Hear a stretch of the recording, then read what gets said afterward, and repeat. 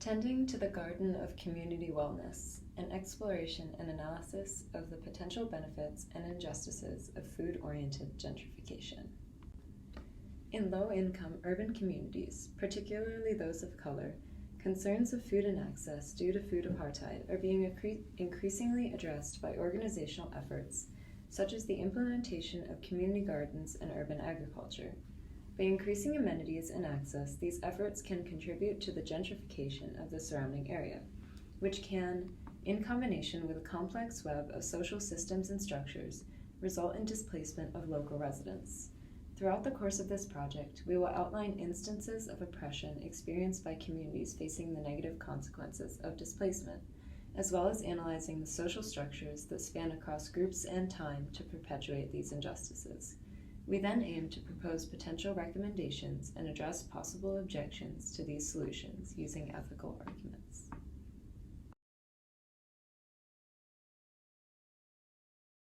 Garden to Greed: Harms of Gentrification as a Consequence of Addressing Food Injustice. Food injustice, including food insecurity and nutritional inaccess, are deeply intersectional and prevalent forms of oppression in urban areas across the U.S. Important questions arise regarding how these issues should be addressed and by who.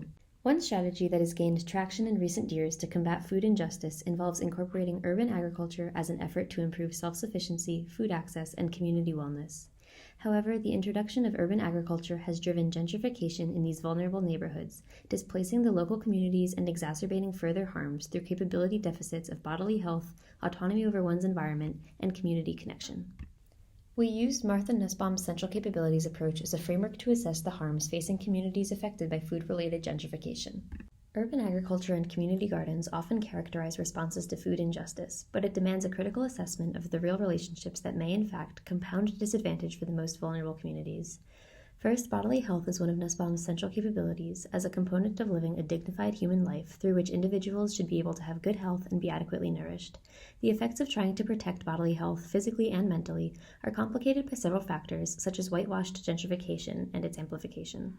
A vicious cycle of poverty and food injustice intertwines with repercussions of interventions that have further harmed low-income communities' health. For example, food retailers market their business and products as sustainable and healthy due to political popularity, appeal to consumer behavior, and because healthy foods are genuinely important.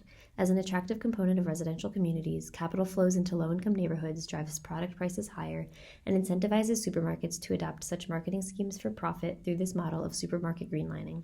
Neighborhoods surrounding fresh food, organic-based franchises cause sizable increases in real estate property values and appreciation rates, fueling advantages for some stakeholders but capability deficits for others. According to the Effect of Community Gardens on Neighboring Property Values economic report, a community garden in New York City was found to raise a neighborhood property value by up to 9.4 percentage points within 5 years of the garden's opening. As necessary resources are available only to those with prior economic privilege and social mobility, it benefits stakeholders like realtors, property owners, and supermarket corporate workers. On the other hand, low-income communities are unwillingly forced to relocate to more affordable zones. In Detroit, for example, 80% of the city's residents rely on fringe food retailers such as liquor stores, gas stations, dollar stores, or convenience stores. Without conditions for healthy foods, further inequality amounts and cycles back into higher rates of diabetes, cancer, hypertension, and other diet-related illnesses. It seems as though food deserts and their countless associated harms are transplanted rather than terminated as gentrified regions benefit from incoming residents and displace the injustice alongside displaced people. These unjust harms are experienced by people of common characteristics such as race or income and indicate likely group-based oppression. Evidently, the corporate supermarket model to insert healthier foods will fail to resolve oppressive injustice without supportive structures to maintain neighborhood integrity and accessibility in cities across the country. Without justice-oriented development models, even some community gardens themselves can drive gentrification. Similar cycles ensue as gardens and urban agriculture reinforce benefits for more resourced organizations and the propertied class, but displace lower-income households. This is unsustainable for physical and mental health conditions, which increase stress and anxiety, again violating the capability of bodily health. The introduction of urban agriculture in low-income urban communities can inadvertently place limits on the autonomy of residents. When leadership is sourced primarily externally, the voices of community members may be discredited, ignored, or silenced. Following the framework set out by Miranda Fricker on epistemic injustice, when community residents are not listened to as speakers due to ingrained prejudice, particularly towards members of communities of color, they experience testimonial injustice that can result in further harm. Paulo Freire posits that the liberation of the oppressed must come from revolution by the oppressed themselves. However, when local residents don't have a seat at the table, this becomes more challenging. If there is no space for people to speak out, how can they enact the policies they wish to see? Although city of urban agriculture projects may intend to help communities through gardens and revitalization, by not asking the community what they want and prioritizing their ideas, these efforts can serve to threaten people's autonomy and dignity. According to authors Cohen and Reynolds, when a group cannot exercise their capability to participate in making choices affecting their environment, primarily white, affluent leadership may make decisions that, intentionally or unintentionally, strip away the agency and dignity of community members. Karen Washington is a longtime resident of the Bronx who has been active in creating community gardens in her area since 1980 and has worked with coalitions and policymakers to challenge the imbalance of power within food justice movements. When decisions are made without resident input, this can create situations of forced displacement due to gentrification, which can also limit people's power over their material goods and property. A loss of autonomy due to the external leadership brought in by green gentrification can cycle back into impacts to bodily health and to groups' sense of belonging in a community. Residents of communities should be afforded the right to feel a sense of belonging in their neighborhood. Even if residents do the work of fighting food injustice and create community gardens for their own liberation, as Freire might hope, the very creation of these gardens may become an avenue for gentrification. Fat Beats, a food justice organization in Oakland, California, puts the community first in their employment and their food distribution. Even still, real estate agents see their gardens as an asset to the area and promote the neighborhood to more affluent buyers. This speaks to Young's idea of exploitation. As residents move out and more affluent people move in, the fruits of their labor are benefiting both sellers and potential buyers, not the communities who created them. When city planners see potential in an area, further revitalization projects may remove spaces that appear quote-unquote run down to outside sources, without community members who wish to be heard being a part of the conversation. Spaces holding cultural, historical, and social value can be destroyed to improve the aesthetic appeal of a place, limiting community gathering and isolating community members. John Washington and Joyce Taylor, two Black business owners in Portland, Oregon, expressed frustration when community improvements such as bike lanes and community gardens are put into Black neighborhoods, because they see this as the end of the Black community having a safe space and feeling welcome there. If programs formed by outside forces have resulted in the driving out of communities before, the fear that they may do so again can place people in the trap of lacking a good option. Communities may recognize that food injustice is affecting the health of their members, but may also fear loss of autonomy in community decision-making, as well as the displacement and isolation that may result if improvements to their area lead to gentrification.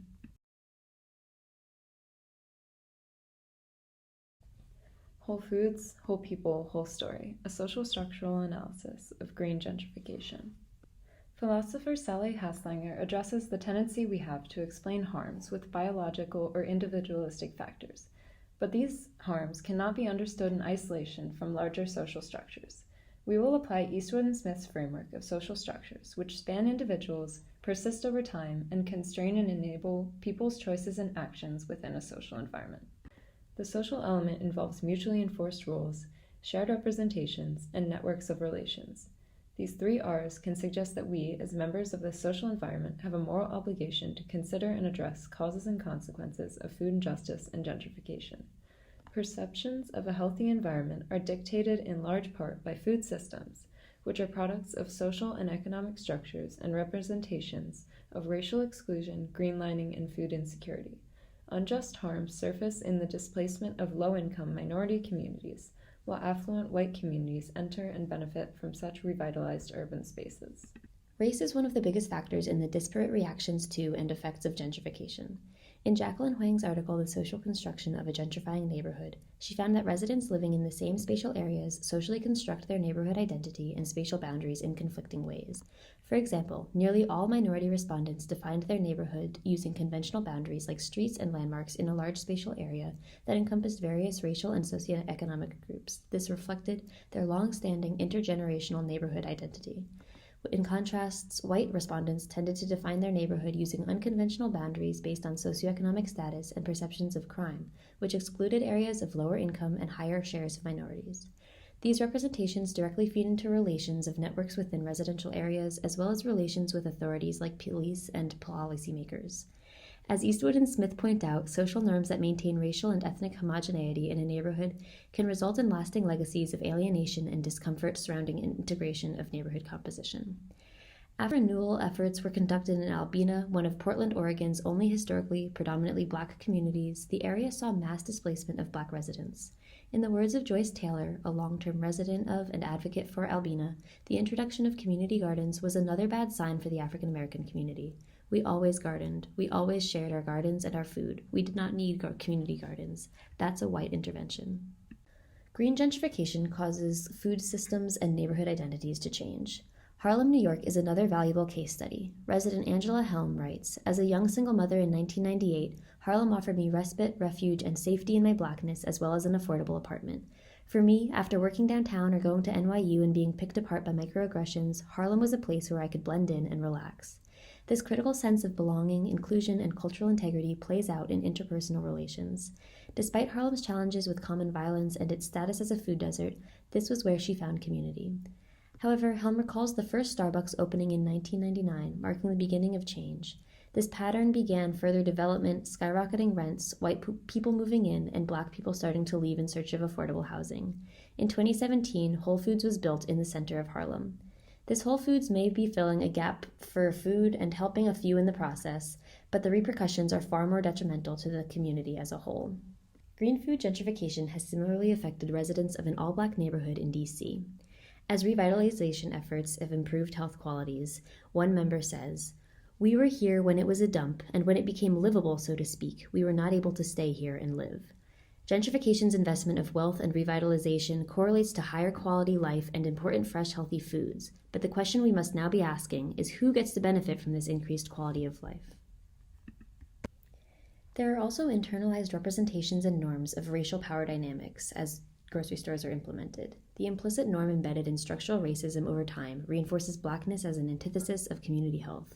Drugs and prostitution are framed as inevitable for Black communities, but somehow healthy revitalization of a space requires whiteness.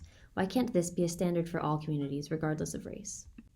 Certain policies historically implemented by the USDA have denied loans to Black and Latino farmers for land, thus limiting land ownership and the acquisition of wealth. From 1940 to 1974, discrimination by the USDA against Black farmers led to a 93% decline in Black farming, as larger operations were provided grants and subsidies, and small, family-run style farms of Black individuals were not supported.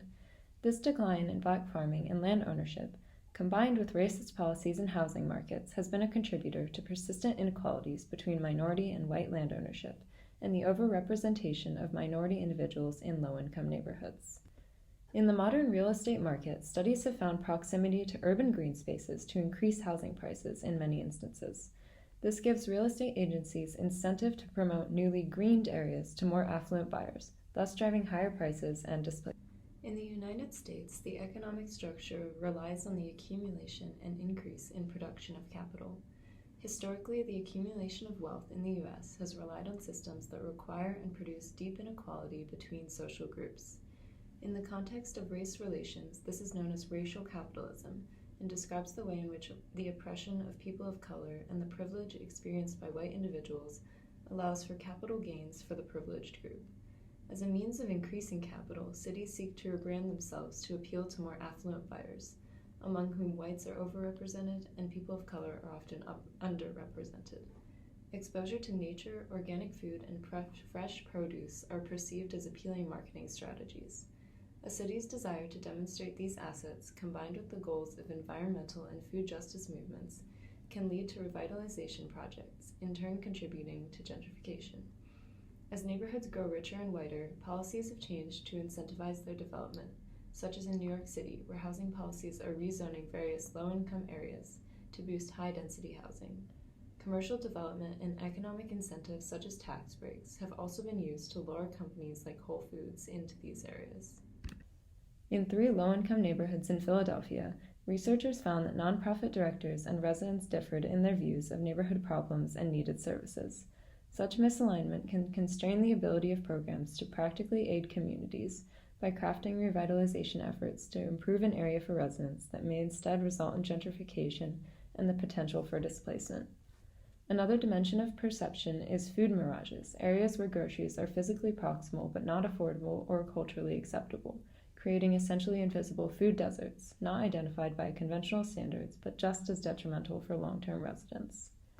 Food justice movement's efforts, while intended to help communities, must grapple with the complexity that their presence appeals to a green lifestyle aesthetic, appealing to more affluent, middle class, and more white buyers. As this vision of green living is promoted in media and marketing, it can enable representations of green space as white, affluent space, while simultaneously causing erasure of low-income Black urban farming operations. Erasure of Black cultural history has also been threatened by Whole Foods in a campaign that, quote, collards are the new kale. After Black Americans have been told relentlessly soul food was to blame for obesity, Whole Foods gains legitimacy in representation of collards as a healthy, fresh food, with buy-in from a white audience, allowing them to sell it at higher prices. In the process, Black soul food culture and agency over food choices has been disempowered.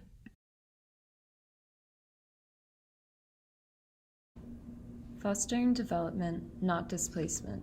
An ethical analysis of responses to food gentrification-induced displacement.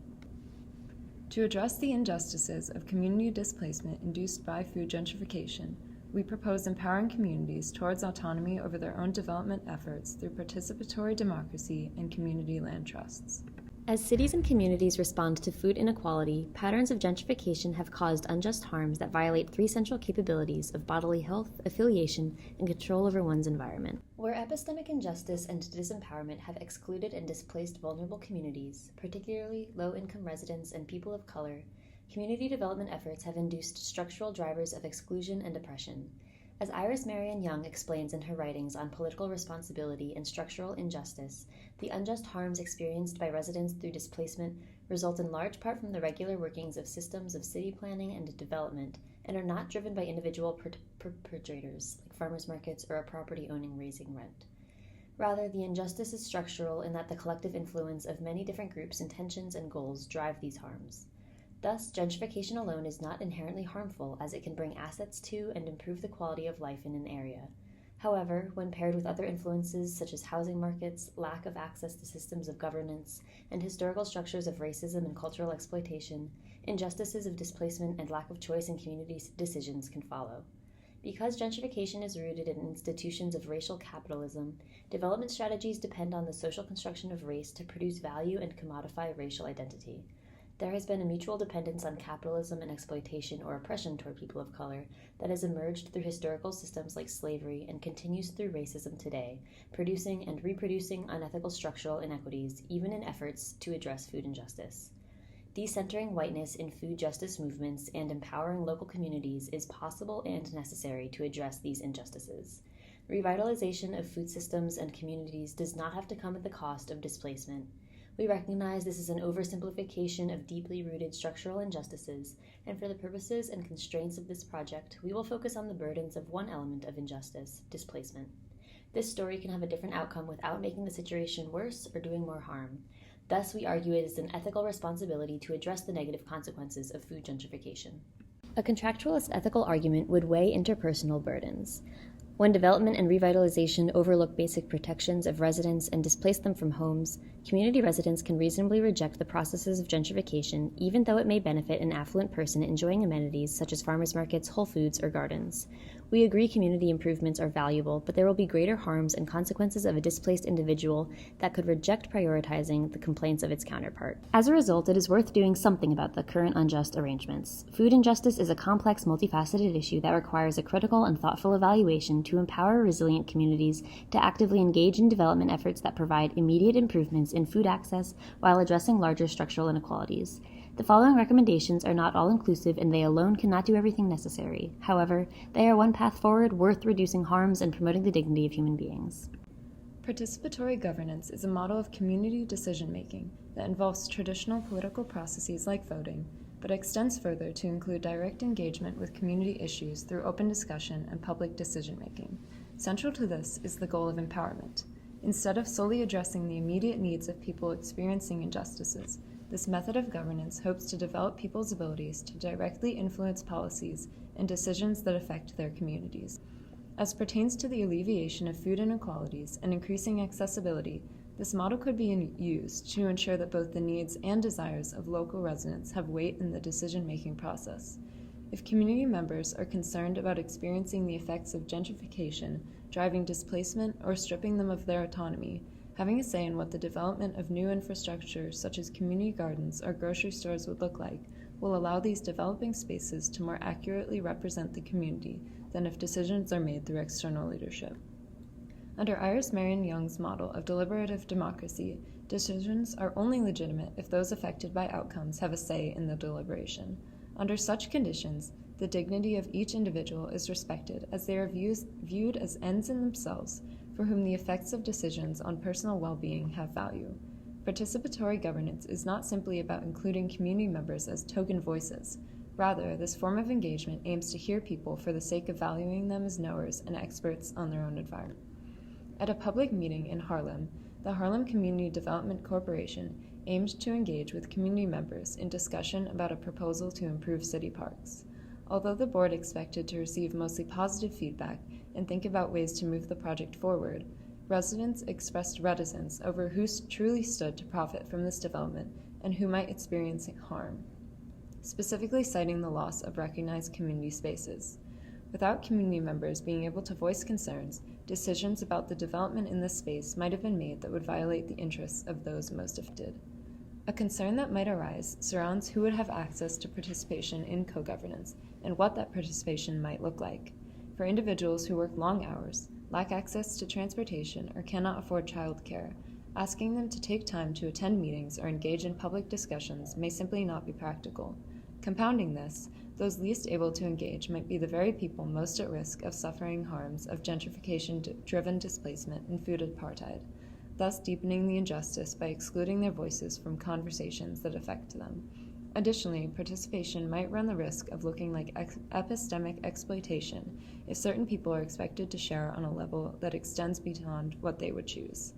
Concern for inequality in access to participation is not without significance.